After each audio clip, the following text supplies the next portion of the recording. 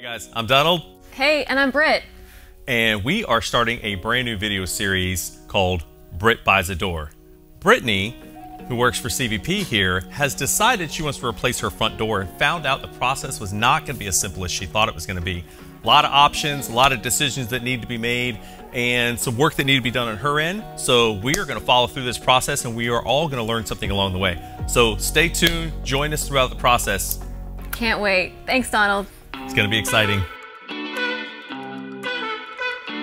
Okay, Donald, so let's start with the basics. Now, we need to think about the configuration of the door, right? So if you're a homeowner, you really want to choose a door that's essentially the same configuration as the one you're trying to replace. Is that correct? That's the easiest, and that's kind of the basics that we go with. Yes, we want to say you want to pick a door unit that's very similar in style to what you already have. It's going to make the installation process a lot simpler, a lot more effective. Got it. Okay, and when we think about that, I think it's helpful to consider the parts of the door, because you're not just buying a door, you're actually buying a door unit, and that might comprise different parts of that door unit. So can you walk me through the different parts of the door here and help homeowners understand what that might mean in their own homes? Yeah, definitely. There's a couple of things that go into when we talk a door unit. People call us and they ask and they say, hey, I need my door replaced. And a lot of people, they're referring to what we would call the slab. Okay, that's this operating part of the door. Maybe it's damaged, maybe it's just old and weathered, whatever it is. And people refer to, well, I need the door. And we try to help understand that this is the door slab. And when we replace, we're not just going to replace a slab. We're going to replace the entire unit and whatever else is attached to it. So you have to consider that. So this particular door was a door that already has what's called a side light. So it's got a side light here, your door slab here, a side light on that side, a transom over top, and that is all a unit that's going to come out with all of those pieces, and it's going to go back in with all of those pieces. You know, the other parts of the door, we talked, door anatomy. We said side light, we said slab, transom. You've also got the sill on the bottom. It's what's called a pre-hung door, so it's already encased in its own frame. So you have the frame of the door, and then this exterior trim piece, in this case, is a brick mold that's on this door.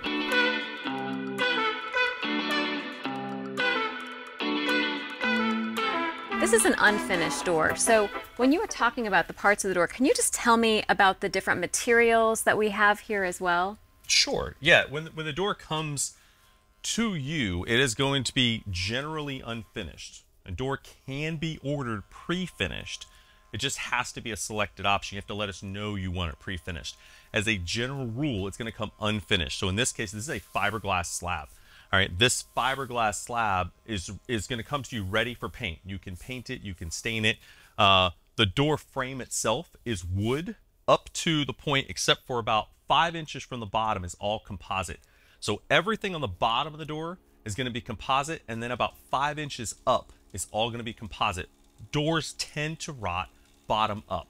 You know, water coming off a roof line, splashing off a deck, things like that, and it rots usually from the bottom up. So we've gotten away from, probably years ago, from doing anything wood on the bottom of the door. But all of this right here, the rest of that will still be wood.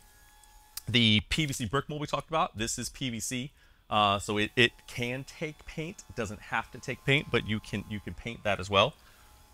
Great. You know, this is so useful for me because, as I said, this is a door series, and part number 2 is going to be me finishing this door. So stay tuned for that, because I'm going to have to stain or paint my own door and all the parts. But I'm so excited that CVP is going to replace the entire unit, because my door is beat up. I've got wood rot.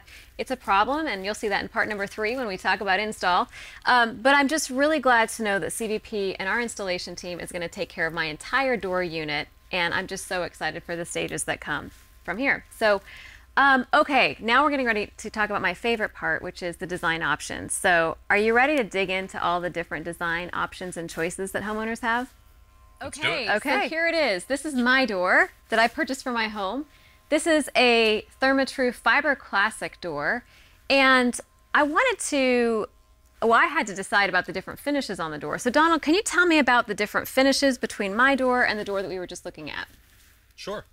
A couple of different options that we look at in comparison to the doors. So one is, this is what's called a smooth fiberglass door. Okay, both of these doors have a fiberglass skin. This one is a smooth, This one is, she mentioned she picked what's called a Fiber Classic. That is a wood grain look in the fiberglass skin. That's great. You know, and really as a homeowner, I think you need to decide whether you're going to paint your door or whether you want that wood grain look. And for me, I really liked the wood grain stained look of the door. That's what I wanted to go for. So I picked the wood grain door, and I'm going to plan on staining this door. But if you're deciding that you want to paint your door, you might want to go with a smooth finish. Is that fair to say?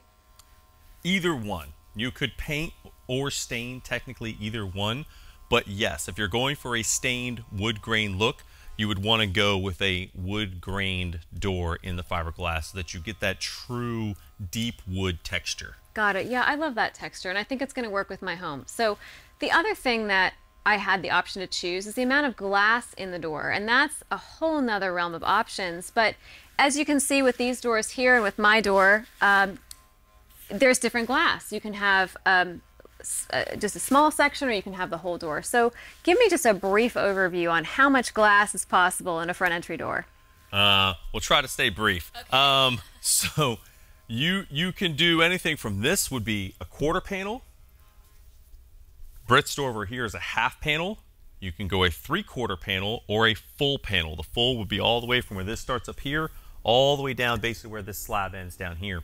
That would be a full panel of glass. And it's also an option in the side lights, correct? So you can decide how much glass you want in your main door slab and how much you want in your side light. Different configurations, different options there.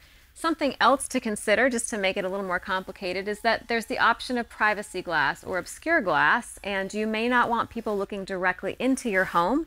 Again, depending on what's on the other side, you may want to have some privacy. And so I chose a glass panel that has obscure glass. So anything that you would add to that for homeowners to consider? Couple of things. Yeah, with glass options are really all over the map. Like she said, you can go this one right here. This is just a straight, clear, low-E argon panel.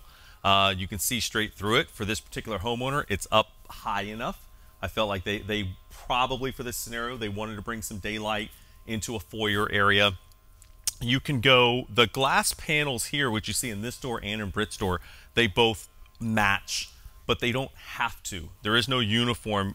This side light panel could have been glass all the way down. You know, you don't have to make them match like they chose to do here. This particular homeowner, this glass panel, they have this external wood grained grid on it, all right, called an SDL for a simulated divided light. With Britt's door over here, you've got, again, you have the obscured pattern. The obscured options are plentiful. You can be all over the map, the obscured patterns that you can choose. She chose, I believe, the Axis pattern. It has this black caming in it, so it's going to match really well with the dark stain that she's going to do on the door when it's all finished. And like she said, for her personal, she didn't want anybody to be able to see into the foyer of her home, so she chose something that has a pretty heavy obscurity to it, so you can't see directly into the house. That's right. Yeah, but it was still important for me to have some natural light coming into my home. So that's the great thing, that you have a lot of different options, but you really need to think about what you want. And for me, going online into Pinterest or looking around my neighborhood for design options really helped me narrow that down. Now, another option that we probably need to talk about just briefly is price. So the more complex you make your door, the more ornate, the more the price will increase. Is that fair to say? Relatively, yes. As a general rule, usually the heavier these glass packages are, the more intricate they get, usually ups that price, yes. And then obviously the more glass you have. So as a full panel as opposed to a half panel, more glass, usually a higher price tag. Great, yeah, and that's where our free estimate comes in. We're always happy to come out to your home, give you a free estimate, and talk you through your options. But for our team, it's going to be easier for us to help you if you know specifically what you have in mind. Well, this has been great, and I've learned so much in the process of buying a door, but what else do homeowners need to know? I think there is one other really important factor we need to talk about, and that's hardware. And we discuss the hardware that is and is not going to come with the door and the decisions that need to be made. The door is going to come with the hinges already on the door, and the hinges, you do have color options.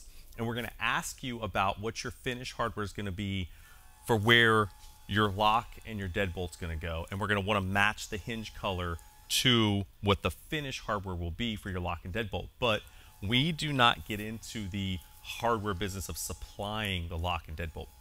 I think that's a key element people need to know and understand, that the door is not going to come with a lock and a deadbolt. You are going to have to supply it, but we will obviously install it when we install the door. Great. Okay. And that's going to be another video that we're excited about doing.